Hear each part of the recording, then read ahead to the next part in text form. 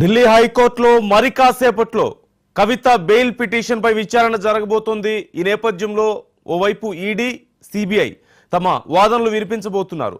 ఆధారాలతో సహా ఈడీ తమ వాదనలు వినిపించబోతున్నట్లుగా తెలుస్తుంది. అయితే నేడు తీర్పు రిజర్వ్ చేస్తానంటూ స్వర్ణకాంత్ శర్మ జడ్జి తెలిపినట్లుగా మనకు సమాచారం అందుతుంది. అయితే పూర్తి స్థాయిలో తీర్పు ఎప్పుడు రాబోతోంది అనేది ఒక అంశం. అయితే ఈడీ అయినా సిబిఐ అయినా సరే వారి వాదనలు ఎలా వినిపిస్తున్నారు, ఖచ్చితంగా బెయిల్కి అయితే వారు అంగీకరించని పరిస్థితే కనిపిస్తుంది.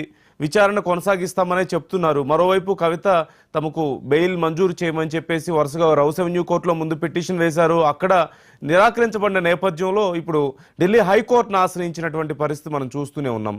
ఈరోజు కూడా వాదనలు వినిపించిన తర్వాత, ఈడీ మరియు సిబిఐ వాదనలు వినిపించిన తర్వాత తీర్పును రిజర్వ్ చేస్తామంటూ చెప్తున్నట్లుగా తెలుస్తోంది.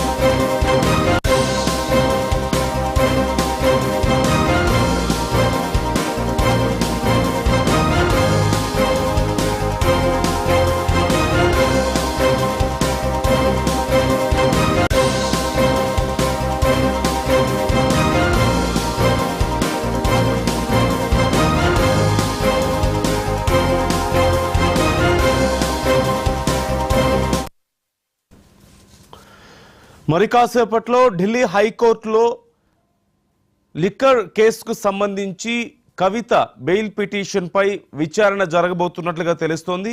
ఈడీ, సిబిఐ తమ వాదనలు వినిపించబోతున్నారు. అయితే ఈ వాదనలు వినిపించిన అనంతరం తీర్పును రిజర్వ్లో ఉంచుతామంటూ జడ్జి చెప్తున్నట్లుగా మనకు సమాచారం అందుతోంది. ఓవైపు ఢిల్లీ రౌస్ అవెన్యూ కోర్టులో ఇప్పటికే కవిత పలుమార్లు బెయిల్ పిటిషన్ బెయిల్ కోసం అప్లై చేసినప్పటికీ కూడా తిరస్కరించబడిన నేపథ్యంలో ఢిల్లీ హైకోర్టును ఆశ్రయించిన విషయం మనకు తెలిసిందే.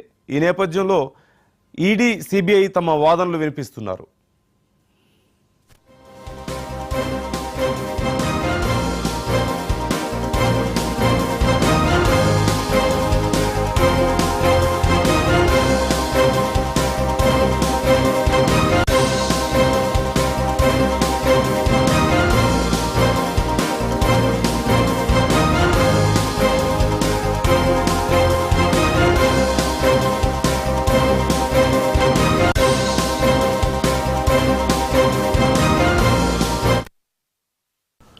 ఢిల్లీ హైకోర్టులో కవిత బెయిల్ పిటిషన్ పై విచారణ జరగబోతోంది.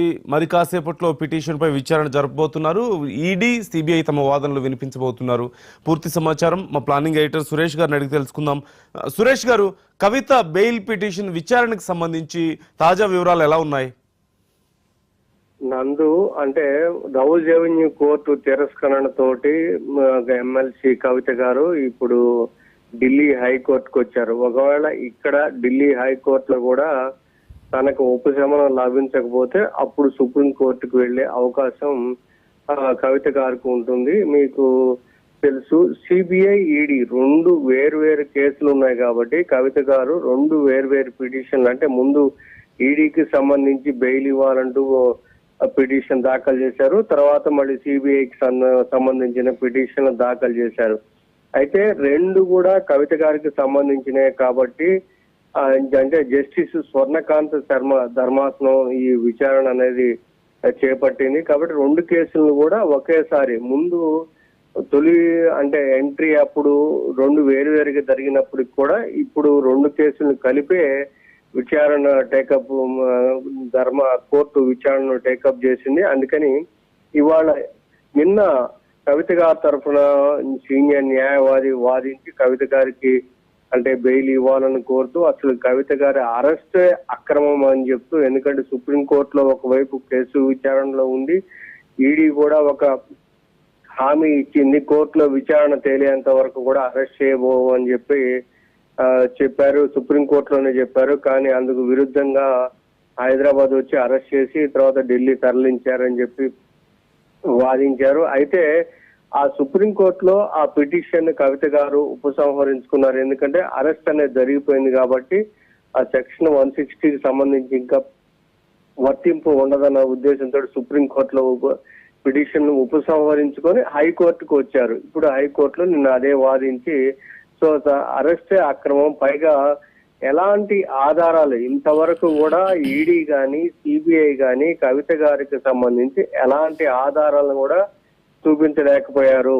ఎవరైతే అప్రూవర్స్ మాగుంట శరత్ చంద్రారెడ్డి గారు, మాగుంట రాఘవరెడ్డి గారు, మాగుంట శ్రీనివాసరెడ్డి గారు వాళ్ళు చెప్పినవి తప్ప ఎలాంటి ఆధారాలను ఇంతవరకు చూపించలేకపోయారు. కాబట్టి ఈ కవిత గారికి బెయిల్ ఇవ్వాలంటూ నిన్న మన కవిత గారి తరఫున న్యాయవాది 2 కేసుల మీద వాదించారు. ఇవాళ ఈడీ సిబిఐ తరఫున న్యాయవాదులు వాదించబోతున్నారు. ఈడీ మాత్రం ఈ మధ్య కాలంలో మళ్ళీ ఇంకొక అదనపు ఛార్జ్ షీట్ అనేది దాఖలు చేశారు. అందులోనే కవిత గారితో పాటు మరో 4 నిందితులుగా చేర్చారు. అంటే ఈ ఏదైతే 100 కోట్ల రూపాయలు సౌత్ గ్రూప్ ఆమ్ ఆద్మీ పార్టీకి ఇచ్చారని చెప్తున్నారో అందులో ఒక 30 కోట్ల రూపాయలను హవాలా రూపంలో గోవాకు తరలించారు. అక్కడ గోవా ఎన్నికల్లో ప్రచారంలో ఆమ్ ఆద్మీ పార్టీ ఉపయోగించుకునే దాని మీద అక్కడ ప్రచారకర్తలుగా వ్యవహరించిన వారి మీద కేసులు పెట్టి అందులో ఇప్పుడు కవిత గారితో పాటు వాళ్ళని నిందితులుగా చేరుస్తూ ఛార్జ్ షీట్ ను దాఖలు చేశారు.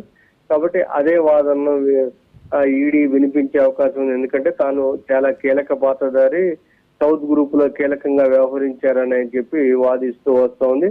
అయితే ఇక సిబిఐ ఇంకోవైపు క్రిమినల్ కాన్స్పిరసీలో కవిత గారి పాత్ర ఉందని విస్పష్టంగా చెప్తున్న సిబిఐ అదే వాదనను వినిపించే అవకాశం ఉంది. అయితే ఇవాళ వాదనల తర్వాత ఇవాళ న్యాయమూర్తి గారు తీర్పు ఇస్తారా లేకపోతే రిజర్వ్ చేస్తారా? చాలా వరకు కూడా రిజర్వ్ చేసిన తర్వాత ఆర్డర్ ఇచ్చే అవకాశం ఉందని భావిస్తున్నారు. నందు.